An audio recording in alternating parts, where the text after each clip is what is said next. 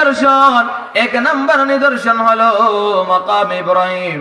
মাকামে ইব্রাহিম হলো এমন একটা পাথর, যেই পাথরের উপর আল্লাহর পয়গম্বর হযরত ইব্রাহিম আলাইহিস সালাম খানায়ে কাবা যখন নির্মাণ করেন, খানায়ে কাবা নির্মাণ করতে গিয়ে হযরত ইব্রাহিম আলাইহিস সালাম এবং ওনার ছেলে ইসমাঈল আলাইহিস সালাম দুইজন মিলে খানায়ে কাবা নির্মাণ করেছিলেন।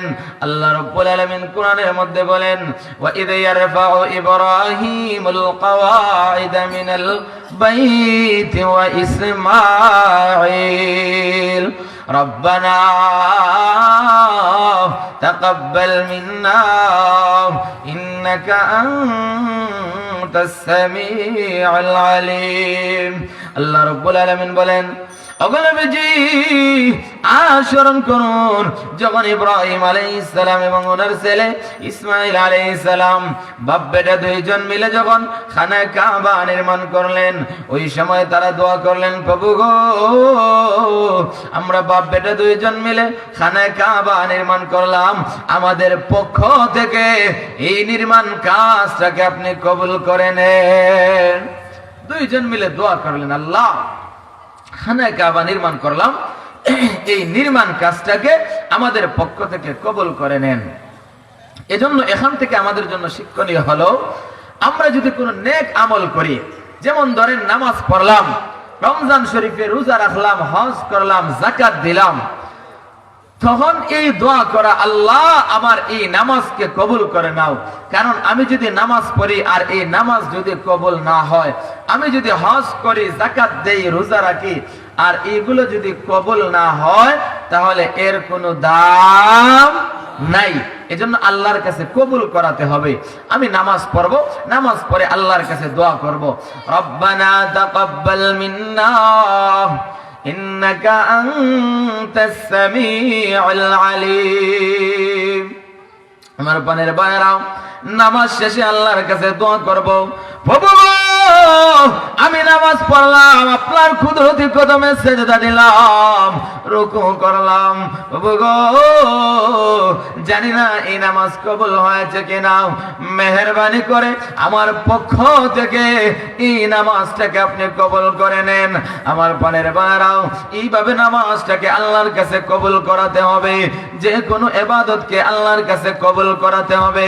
ইব্রাহিম আলাইহিস সালাম দোয়া করলেন, আল্লাহ রব্বানা তাকাব্বাল মিন্না, এই নির্মাণ কাজটাকে আমাদের পক্ষ থেকে কবুল করে নেন। যেই সময় খানায়ে কাবা নির্মাণ করবেন, নির্মাণ করতে গিয়ে দেয়াল যখন গাঁথুনি দিবেন, নিচ থেকে উপরে উঠতে হয়।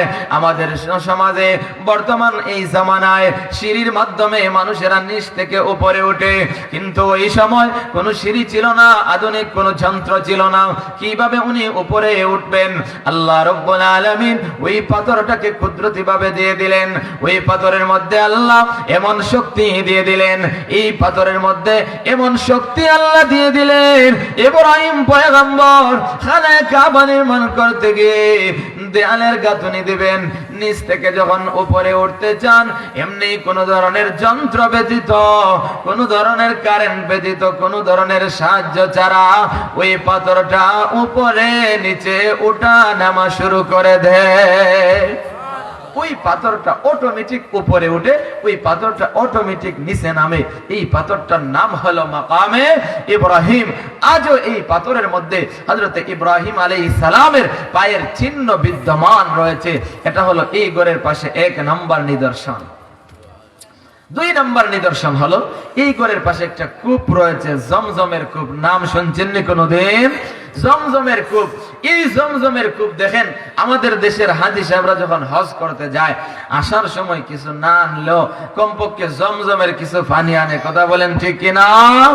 এই জমজমের কূপ কিভাবে হলো?